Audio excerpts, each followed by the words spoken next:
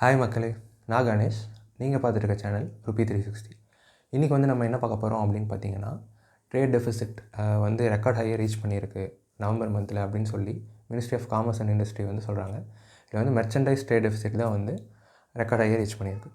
நம்ம வந்து இதை பார்க்கறதுக்கு முன்னாடி ட்ரேட் அப்படின்னா என்னென்னு பார்த்துருவோம். ட்ரேட் அப்படிங்கிறது ஒரு பொருளை வாங்குறது விற்கிறது மட்டும் இல்லாமல் ஒரு சர்வீஸ் ஆட் பண்ணுறது, அதுமாதிரி ஒரு சர்வீஸை ப்ரொவைட் பண்ணுறது.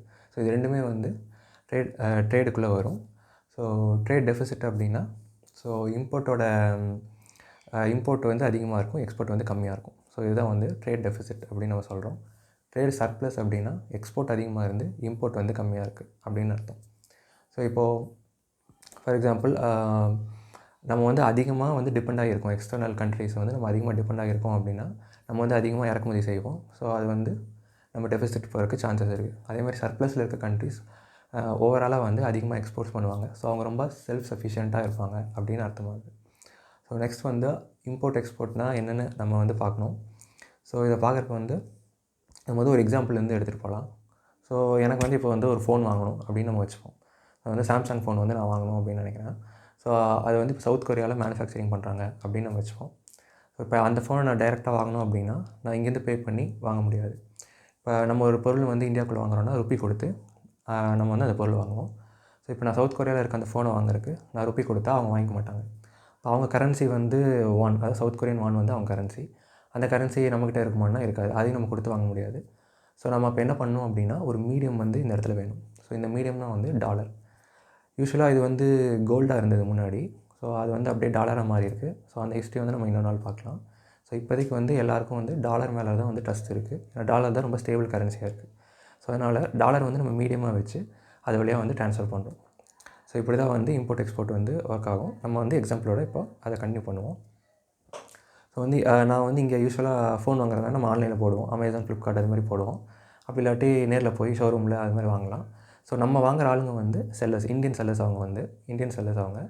ஸோ அவங்க வந்து இந்த இந்த ஃபோனை வந்து சவுத் கொரியாவிலேருந்து இம்போர்ட் பண்ணுவாங்க. ஃபார் எக்ஸாம்பிள் இப்போ ஒரு 8500 ருபீஸ் வந்து இருக்குது அந்த ஃபோனோட ப்ரைஸ் அப்படின்னு வச்சுக்கோங்க, அவங்க இம்போர்ட் பண்ணும்போது. ஸோ இந்த 8500 வந்து சவுத் கொரியன் மேனுஃபேக்சரிங் அவங்க வந்து அவங்க ருப்பியில் வந்து அவங்க வானில் வந்து இது வேறு அமௌண்ட் இருக்கும். ஸோ அது டாலரில் கன்வெர்ட் ஆகி ஸோ ருப்பி கன்வெர்ட் ஆச்சுன்னா இது வந்து 8500 வருது. ஸோ அப்படின்னு சொன்னோன்னா இங்கே இருக்க செல்லர் என்ன பண்ணுவார் அப்படின்னா அவர் போய் இந்த 8500 அமௌண்ட்டை பேங்க்கில் கொடுப்பார். ஸோ நம்ம எப்படி சேவிங்ஸ் அக்கௌண்ட், கரண்ட் அக்கௌண்ட்லாம் ஓப்பன் பண்ணுவோம். ஸோ அதுமாதிரி அவங்க வந்து இம்போர்ட் எக்ஸ்போர்ட் அக்கௌண்ட் ஓப்பன் பண்ணுவாங்க. ஸோ அதுமாதிரி ஓப்பன் பண்ணி பேங்க்கில் அந்த 8500 அமௌண்ட் வந்து கொடுத்துருவார். ஸோ ருப்பி வந்து பேங்க்குக்கு போனோன்னே பேங்க் கையில் வந்து டாலர் இருக்கும். பேங்க் வந்து டாலர் வச்சுட்டு இதுக்கு ஈக்குவலண்ட்டான அமௌண்ட். ஸோ இன்றைக்கி வந்து ஒரு டாலர் வந்து 85 ரூபா அப்படின்னு வச்சுக்கலாம். இப்போ 8500க்கு ஈக்குவலண்ட் டாலர் அமௌண்ட் வந்து $100. ஸோ இப்போ $100 வந்து அவர்கிட்ட கொடுப்பாங்க. ஆனால் அவர்கிட்ட கொடுக்க மாட்டாங்க. ஃபிசிக்கலாக அப்படி ஒரு கேஷே இல்லை பேங்க்கிட்ட வந்து ஃபிசிக்கலாக பார்த்தீங்கன்னா கோல்டு இருக்கும், அதேமாதிரி இந்தியன் ருப்பி இருக்கும். அதேமாதிரி தான் ரிசர்வ் பேங்க்கிட்டையும் இதுதான் இருக்குமே தவிர அவங்ககிட்ட ஃபிசிக்கலாக வந்து டாலர் இருக்காது. அது வந்து எலக்ட்ரானிக் ஃபார்மில் தான் அந்த $100 கன்வெர்ட் ஆகும். ஸோ 8500 கொடுத்தோன்னே அதை அவங்க வாங்கி வச்சுட்டு எக்கானமிக்குள்ளேயே சர்க்குலேட் பண்ணிடுவாங்க. ஸோ இப்போ இந்த $100 வந்து சவுத் கொரியாவில் இருக்க அங்கே இருக்க பேங்க் இருக்கும் இல்லையா, அங்கே வந்து சென்ட் பண்ணுவாங்க. ஸோ அந்த பேங்க்கில் வந்து அக்கௌண்ட் வச்சுருப்பார் அந்த மேனுஃபேக்சரர், அங்கே அந்த ஃபோனை வந்து கொடுக்குறவர் வந்து அங்கே அக்கௌண்ட் வச்சுருப்பார். ஸோ இந்த $100 வந்து அங்கே போயிடும். ஸோ இப்படி $100 அனுப்பிச்சக்கப்புறம் பேங்க் வந்து ஆர்பிஐ கிட்டே ரிப்போர்ட் பண்ணுவாங்க. என்ன அப்படின்னா $100 இங்கேருந்து வெளியில் போயிருக்கு அப்படிங்கிறத ரிப்போர்ட் பண்ணுவாங்க. ஆர்பிஐ வந்து ஃபாரெக்ஸ் ரிசர்வ்ஸை வந்து மேனேஜ் பண்ணுறாங்க. அதாவது ஃபாரெக்ஸ் ரிசர்வ்ஸ்னால் இப்போ இந்த டாலரு மீதி கரன்சியெல்லாம் வந்து ஸ்டோர் பண்ணுற இடம்னு வச்சுக்கோங்க. ஸோ ஃபிசிக்கலாக அப்படி ஒரு லொக்கேஷனில் ஃபிசிக்கலாக அப்படி ஒரு டாலர் வந்து நம்மளால் பிரிண்ட் பண்ண முடியாது. ஸோ இது வந்து எலக்ட்ரானிக்கில் தான் நம்ம வந்து இதை வச்சுருக்கோம் அப்படின்னு கணக்கு. ஸோ வந்து $100 வெளியில் போனோன்னே நம்ம ஆர்பிஐக்கு வந்து ரிப்போர்ட் பண்ணுறோம். அவங்க வந்து அதை நோட் பண்ணிவிட்டு நம்ம ஃபாரெக்ஸ் ரிசர்வில் வந்து ஆல்ரெடி நிறையா டாலர்ஸ் இருக்கும். ஸோ அந்த டாலர்ஸில் வந்து $100 வந்து மைனஸ் பண்ணிப்பாங்க. இப்போ ஒரு பொருளை நம்ம இம்போர்ட் பண்ணுறோம் அப்படின்னா டாலர்ஸ் வந்து இங்கேருந்து வெளியில் போகுது அப்படிங்கிற மீனிங் இதுதான். டாலர்ஸ் வந்து ரிசர்வ்ஸில் குறையுது. ஒன்ஸ் அது போய் சவுத் கொரியா ரீச் பண்ணோன்னே, அங்கே இருக்க பேங்க்கில் ரீச் பண்ணோன்னே இந்த இப்போ $100 வந்திருக்கு அப்படின்னு சொல்லிட்டு அதுக்கு கன்வர்ஷன் பண்ணுவாங்க. அவங்களோட கரன்சியில் வானுக்கு வந்து அதை கன்வெர்ட் பண்ணிவிட்டு அதை கன்வெர்ட் பண்ண அமௌண்ட்டை வந்து அந்த மேனுஃபேக்சர்கிட்ட கொடுத்துருவாங்க. கொடுத்துட்டு இப்போ இந்த $100 வந்து உள்ளே வந்திருக்குன்னு சொல்லி சவுத் கொரியன் பேங்க் வந்து அவங்களோட ஃபாரெக்ஸ் ரிசர்வ் இருக்கும். ஸோ ஒவ்வொரு கண்ட்ரிக்கும் ஒரு ஃபாரெக்ஸ் ரிசர்வ் இருக்கும். அவங்க சென்ட்ரல் பேங்க் தான் அதை மேனேஜ் பண்ணுவாங்க. ஸோ அவங்ககிட்ட அதை இன்ஃபார்ம் பண்ணிடுவாங்க. அதை இன்ஃபார்ம் பண்ணோன்னே அங்கே 100+ அங்கே வந்து $100 வந்து ஆட் ஆகிரும் அந்த ரிசர்வ்ஸில்.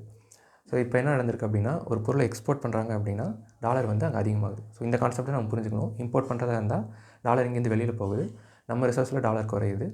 அதே சேம் அமௌண்ட் வந்து எங்கேருந்து நம்ம இம்போர்ட் பண்ணுறோமோ அவங்க கணக்கில் அது எக்ஸ்போர்ட்டு. ஸோ அங்கே வந்து டாலர் வந்து அதிகமாகுது ஃபாரெக்ஸ் ரிசர்வ்ஸில். ஸோ இது நடந்து முடிஞ்சோடனே இப்போ அந்த ஃபோனை வந்து நம்ம கொடுக்கணும். ஃபோன் வந்து எப்படி வரும்னா, கப்பலில், ஃப்ளைட்டில் அந்த மாதிரி நம்ம வந்து ஏர்போர்ட்லேயோ இல்லை போர்ட்லேயோ வந்து இருக்கும். நம்ம ஃபோன் வந்து போர்ட்டில் வருது அப்படின்னு வச்சுக்கலாம். ஸோ போர்ட்டில் வந்து அது இங்கே வந்தோடனே நம்ம செல்லர் போய் அதை எடுத்துக்க முடியுமான்னா அப்படி எடுக்க முடியாது. ஸோ அங்கே வந்து white shirt white pant officer இருப்பார். ஸோ அவர் வந்து நம்ம கஸ்டம்ஸ் செக் பண்ணுவாங்க. நம்ம இம்போர்ட் டியூட்டி வந்து பே பண்ணணும். இம்போர்ட் டியூட்டி வந்து ஒரு ₹500 அப்படின்னு வச்சுக்கலாம். இது வந்து ரெஃபரன்ஸ் தான், ஆக்சுவல் வேல்யூ கிடையாது. ஸோ வந்து நம்ம ஒரு 500ன்னு வச்சுக்கலாம். ₹500 கட்டிட்டு அவர் வந்து அந்த ஃபோனை வந்து எடுத்துகிட்டு வருவார், செல்லர். ஸோ இப்போ வந்து டோட்டல் 9000 ஆயிடுச்சு. 8500 ப்ளஸ் 5500 9000 ஆயிடுச்சு. ரிமைனிங் வந்து ஜிஎஸ்டி, அதுக்கப்புறம் அந்த மிச்சம் சொச்சம் சார்ஜ் எல்லாம் போட்டு அப்புறம் ப்ராஃபிட் வச்சு என்கிட்ட வந்து 10,000 வந்து அந்த ஃபோனை வந்து கொடுப்பாரு. ஸோ இப்படி தான் வந்து அந்த ஃபோன் வந்து என்கிட்ட வந்து ரீச் ஆகுது. இது வந்து நம்ம இந்த செல்லரை வந்து நம்ம பைபாஸ் பண்ண முடியும். எப்படி அப்படின்னா, நம்ம ஆன்லைன்லேயே டேரெக்டாக வாங்கிடலாம். நம்ம இந்தியன் செல்லரை பைபாஸ் பண்ணிட்டு நேராக வந்து ஆன்லைன்லேயே வாங்க முடியும். நான் வந்து ப்ராடக்ட்ஸ் வந்து ஆன்லைனில் வாங்கினதில்லை. சர்வீஸ் வந்து நான் சாஃப்ட்வேர்ஸாக வந்து பர்ச்சேஸ் பண்ணியிருப்போம். நம்ம பர்ச்சேஸ் பண்ணும்போது கிரெடிட் கார்டு, டெபிட் கார்டாக இருக்கும். ஸோ அது டாலர் வந்து ருப்பி கன்வர்ஷனுக்கு வந்து அந்த அன்றைக்கி தேதிக்கு ஒரு டாலர் எவ்வளோ ருப்பியோ அது கன்வெர்ட் ஆகும். அந்த அமௌண்ட் நம்ம பே பண்ணுவோம். அப்புறம் கன்வர்ஷன் சார்ஜஸ்னு ஒரு அமௌண்ட்டு வரும். அதையும் சேர்த்து நம்ம பே பண்ணோம் அப்படின்னா, வந்து பேபால் அக்கௌண்ட்டில் வந்து நான் பே பண்ணியிருக்கேன். ஸோ அதையும் சேர்த்து நம்ம பே பண்ணோம் அப்படின்னா அந்த ப்ராடக்ட் வந்து நம்ம வந்து ரீச் ஆயிரும். அந்த சர்வீஸ் வந்து நம்மளை வந்து ரீச் ஆயிரும். நான் வாங்கினதில்லை. ப்ராடக்ட்டு இது வரைக்கும் நான் வாங்கினதில்லை. ஸோ அதுவும் இது மாதிரி பண்ணிட முடியும். பட் சேம் ப்ராசஸில் தான் வரும். அதுவும் இதே சார்ஜஸ் தான் இருக்கும் எல்லாமே. இப்போ இங்கே வந்து நம்ம பக்கத்தில் எல்லார்கிட்டையும் வாங்குகிற நிறைய பொருட்கள் வந்து இங்கே தயாரிக்கிறதில்ல. மோஸ்ட்லி வந்து இம்போர்ட் ஆகி தான் வருது. அதை வந்து ஒரு செல்லர் வந்து இப்படி தான் இம்போர்ட் பண்ணி கொண்டு வராங்க. ஸோ இதுதான் வந்து ஹோல் கான்செப்ட்டு. இதில் வந்து சரி இது எப்படி நமக்கு யூஸ்ஃபுல்லாக இருக்கும் அப்படின்னு பாருங்கள். இப்போ வந்து இம்போர்ட் டியூட்டி வந்து கட் ஆகுது அப்படின்னு இம்போர்ட் டியூட்டி வந்து கட் ஆகுது அப்படின்னா, இப்போ ஒரு ₹500 பதிலா ₹100 தான் இம்போர்ட் டியூட்டி அப்படின்னா, அப்போ உங்களுக்கு வந்து அந்த ஃபோன் வந்து 400 கம்மியாக கிடைக்கும் இல்லையா? 400 கம்மியாக கிடைக்கணும். இப்போ இந்த டீல்ஸ்லாம் நம்ம தெரிலனா, செல்லர் வந்து சீட் பண்ண அப்படியே நைஸாக அப்படியே விற்றுறதுக்கு சான்ஸ் இருக்குது. அப்படி இல்லாட்டி உண்மையிலே விலை அங்கேருந்து முன்னாடி தெரிஞ்சிருந்தா நம்ம வாங்குறத வந்து வெயிட் பண்ணி அப்புறமேல் வாங்கியிருக்கலாம். நம்ம ஒரு ப்ராடக்ட்டோ சர்வீஸோ இதை ஆட் பண்ணும்போது நம்ம ஆஃபர்ஸ் பார்க்குறோம். ஆன்லைனில் வாங்கும்போது ஆஃபர்ஸ் பார்த்து இந்த மாதிரி வாங்குறத விட ஒரு பெட்டர் ஃபினான்ஷியல் நாலேஜ் நம்மகிட்ட இருந்ததுன்னா, இம்போர்ட் டியூட்டி எப்போ கட் ஆகுது, எப்போ டேக்ஸ் இதாகுது அப்படிங்கிறத பொறுத்து விலை இறங்கும் ஏறும், டிமாண்ட் சப்ளை பொறுத்து விலை இறங்கும் ஏறும்னு சொல்லி அதை நம்ம புரிஞ்சுக்கிட்டு ரெகுலராக நியூஸ் படிச்சுட்டே வந்தோம்னா அதை யூஸ் பண்ணி தான் நம்ம ஆக்சுவல் ட்ரேட் வந்து பண்ண முடியும். ஸோ இது மாதிரி விஷயத்துக்கு வந்து இதை நீங்கள் தெரிஞ்சுக்கிட்டிங்கன்னா யூஸ் ஆகும். நம்ம யூடியூப்லலாம் பார்த்துருப்போம். இப்போ துபாயிலலாம் போய் ஐஃபோனை வாங்கிட்டு வருவாங்க. ஏன்னா ஐஃபோன் இங்கே இம்போர்ட் டியூட்டி ஜாஸ்தியாக இருக்கும், இங்கே ஐஃபோனோட விலை ஜாஸ்தியாக இருக்குதுன்னு சொல்லிட்டு யூடியூப்பில் வந்து இங்கேருந்து துபாய் போய் ரவுண்ட் ட்ரிப் போட்டு அங்கே போய் ஒரு நாள் இருந்துட்டு ஐஃபோனை வாங்கிட்டு வந்த சார்ஜஸை விட டைரெக்டாக இங்கே வந்து நம்ம ஐஃபோன் வாங்குற சார்ஜஸ் வந்து அதிகமாக இருக்குது. ஸோ இப்போ இந்த நபர் என்ன பண்ணியிருக்காரு அப்படின்னா, எங்கே வந்து விலை கம்மியாக இருக்குது, ஏன் கம்மியாக இருக்குது, எப்படி நம்ம எங்கே போய் வாங்கணும் அப்படிங்கிறத தெரிஞ்சுட்டு அந்த இடத்துல போய் வாங்கிட்டு வராரு. இதுவே ஆக்சுவலி ட்ரேடு தாங்க. இதுதான் ஆக்சுவலி ட்ரேடு. நம்ம வந்து ஷேர் மார்க்கெட்டில் பண்ணுற ட்ரேடு வந்து இந்த இன்ட்ராடே, ஃபாரெக்ஸ் ட்ரேட்லாம் இதெல்லாம் ஒன் டேக்குள்ளே நடக்குது. இது வந்து நம்மளால் விஷுவலே பண்ண முடியாது. இது எப்படி நடக்குது அப்படிங்கிறது நம்ம வச்சு கிராஃபை வச்சு தான் ஆடுறாங்க. இது வந்து கமாடிட்டிஸ் வந்து ட்ரேட் பண்ணுவாங்க. அதுவும் மெட்டல்ஸ், ப்ரிஷியஸ் இதுதான் ட்ரேட் பண்ணுவாங்க. ஃபார் ரியல் லைஃப்பில் நம்ம லேமேனாக நம்ம என்ன பண்ண முடியும் அப்படின்னா, ப்ராடக்ட்டை காசு கம்மியாக வாங்கினா ஆஃபர் கம்மியாக வாங்கணும்னு நம்ம யோசிக்கிறோம். ஆஃபர் வச்சே பார்க்குறோம் எல்லா டைமும், நேர்லேயும் சரி, ஆன்லைனில் போடுறதா இருந்தாலும் சரி. ஸோ இந்த டீட்டெயில்ஸ்லாம் தெரிஞ்சுக்கிட்டால் இதை வச்சு நம்மளால் இம்ப்ரூவ் பண்ணி போட முடியும். ஸோ இந்த வகையில் உங்களுக்கு அது வந்து யூஸ்ஃபுல்லாக இருக்கும். இப்போ வந்து நம்ம நியூஸ்க்குள்ளே டீட்டெயில்ஸ்க்கு வந்துடுவோம். இதில் வந்து இம்போர்ட் வந்து ரொம்ப அதிகமாக இருக்கணும், எக்ஸ்போர்ட் வந்து கம்மியாக இருக்குது, எக்ஸ்போர்ட் பண்ணுறது கம்மியாக இருக்குது. அதனால் வந்து ட்ரேட் டெஃபிசிட் வந்து ரொம்ப அதிகமாக இருக்குது மெர்ச்சன்டைஸில். இப்போ மெர்ச்சன்டைஸ் ட்ரேட் டெஃபிசிட்னா கூட்ஸ் மட்டும், பொருள் மட்டும் ஏற்றுமதி இறக்குமதி செய்கிறது, அதில் இருக்க டிஃப்ரென்சஸ் அது வந்து நம்ம நெகட்டிவில் இருக்குது. ஸோ அதனால் டெஃபிசிட்டில் இருக்கும். சர்வீஸ் எக்ஸ்போர்ட் இம்போர்ட்டும் இருக்குது. அது வந்து நம்ம இன்னொரு நாள் பார்க்கலாம். ஸோ இதனால் வந்து டோட்டல் ட்ரேட் டெஃபிசிட் வந்து அதிகமாக இருக்குது. ஸோ எந்த பொருள் வந்து இம்போர்ட்டில் வந்து அதிகமாக இருக்குது, இல்லை எக்ஸ்போர்ட்டில் வந்து நம்ம சரியாக அனுப்பலை அப்படிங்கிறத வந்து பார்க்கணும். அப்போ தான் நெக்ஸ்ட் டைம் அதை கரெக்ட் பண்ண முடியும். அது எதுவாக இருக்குது அப்படின்னா, நவம்பர் மந்தில் கோல்டு தான். ஆக்சுவலாக கோல்டு வந்து ஏப்ரல்லேருந்து நம்ம அதிகமாக தான் இம்போர்ட் பண்ணிகிட்ருக்கோம். ஏன்னா இப்போ பார்த்திங்கன்னா 15% இருந்தது கோல்டோட இம்போர்ட் டியூட்டி. அது வந்து 6% வந்து ஃபினான்ஸ் மினிஸ்ட்ரி வந்து மாற்றினாங்க. மாற்றினதுக்கப்புறம் கோல்டு நிறையா உள்ளே வர ஆரம்பிச்சது. ஸோ இங்கே இருக்க கோல்டு ஜுவல்லர்ஸ் வந்து நிறையா அதை உள்ளே வந்து இம்போர்ட் பண்ணுவாங்க. இந்த இடத்துல கோல்டு ஜுவல்லர்ஸுங்கிறது வந்து இந்தியன் செல்லர்ஸ் ஆகும். ஸோ அவங்க வந்து நமக்கு கோல்டு விற்கிறாங்க. இம்போர்ட் உள்ள கோல்டு வரும்போது டாலர்ஸ் எப்பவும் போல் வெளியில் போகுது, ரிசர்வ்ஸில் டாலரோட வேல்யூ குறையுது. ஸோ இது ஒரு ரீசன். அப்புறம் வந்து சீசனல் இது. ஸோ சீசன்ஸ் வருது, இப்போது தீபாவளி வருது, இல்லை வந்து ஃபெஸ்டிவல்ஸ் வருது அப்படின்னா நம்ம வந்து கோல்டு வாங்குவோம் நிறையா. ஸோ ஸோ டிமாண்ட் எப்போ இருக்கோ அப்புறம் வந்து டியூட்டிஸ் இம்போர்ட் டியூட்டி வந்து எப்போ குறையுதோ அப்போ வந்து இம்போர்ட் வந்து அந்த பொருளோட இம்போர்ட் வந்து அதிகமாக இருக்கும். ஸோ அதே மாதிரி நவம்பர் மந்தில் கோல்டு தான் வந்து போன வருஷம் நவம்பர் மந்த் 2023 கம்பேர் பண்ணும்போது 4 மடங்கு அதிகமாக வந்து உள்ள இம்போர்ட் ஆகிருக்கு. இதனால் டாலர் நிறைய வெளியில் போயிருக்கு. ஸோ இது ஒரு ரீசன். அதுமாதிரி நம்ம வழக்கமாக பண்ணுற எக்ஸ்போர்ட்ஸ் விட இப்போ வந்து 4.9% வந்து நம்ம கம்மியாக பண்ணியிருக்கோம். பெட்ரோல் தான் அடி வாங்கியிருக்கு. பெட்ரோலை நம்ம வந்து ப்ராப்பராக எக்ஸ்போர்ட் பண்ணல அப்படின்னு வந்து சொல்லியிருக்காங்க. ஸோ டோட்டல் இம்போர்ட் வந்து 27% வந்து அதிகமாக இருக்குது. டோட்டல் எக்ஸ்போர்ட்ஸ் வந்து 4.9% வந்து அதிகமாக இருக்குது. ஸோ இதனால் வந்து டெஃபிசிட் ரொம்ப ஹையராக போகிறதுனால நம்ம ஃபாரெக்ஸ் ரிசர்வ்ஸில் இருக்க டாலர்ஸ் வந்து நிறைய வெளியில் போய் அது வந்து கம்மியாகிருக்கு.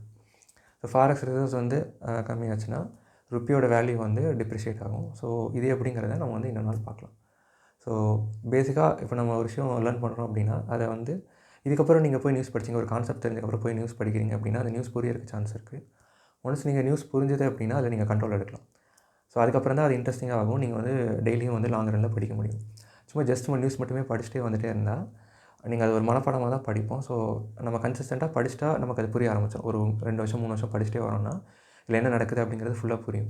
ஆனால் நம்ம கண்டினியூஸாக படிப்போமாங்கிறது அந்த இன்ட்ரெஸ்ட்டை பொறுத்து இருக்குது.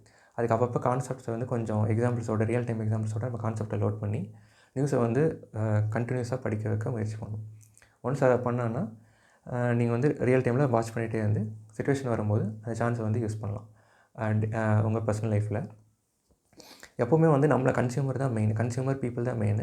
நம்ம வந்து நமக்கு எது வேணும் எது வேணாம் அப்படிங்கிறத பிஸ்னஸ் மேன்ஸோ இல்லை செல்லர்ஸோ வந்து பார்த்துக்கிட்டே தான் இருப்பாங்க. ஸோ அதை பொறுத்து தான் அவங்க இம்போர்ட் பண்ணுறாங்க. எல்லா நாடுகளும் இப்படி தான் ஃபங்க்ஷன் ஆகுது. அதை பொறுத்து தான் வந்து எக்கானமியும் வந்து ஃபங்க்ஷன் ஆகுது. ஸோ நம்மளும் அதே மாதிரி அங்கே என்னென்னலாம் நடக்குதுங்கிறத புரிஞ்சுக்கிறது மூலிமா சிச்சுவேஷன் வரும்போது நம்மளும் லிவரேஜ் எடுக்கணும். ஆஃபர்ஸை தவிர இது மாதிரி பண்ணியும் நம்ம லிவரேஜ் எடுக்கணும். ஸோ இந்த வீடியோ வந்து அவ்வளோதான். உங்கள் நேரத்துக்கு நன்றி.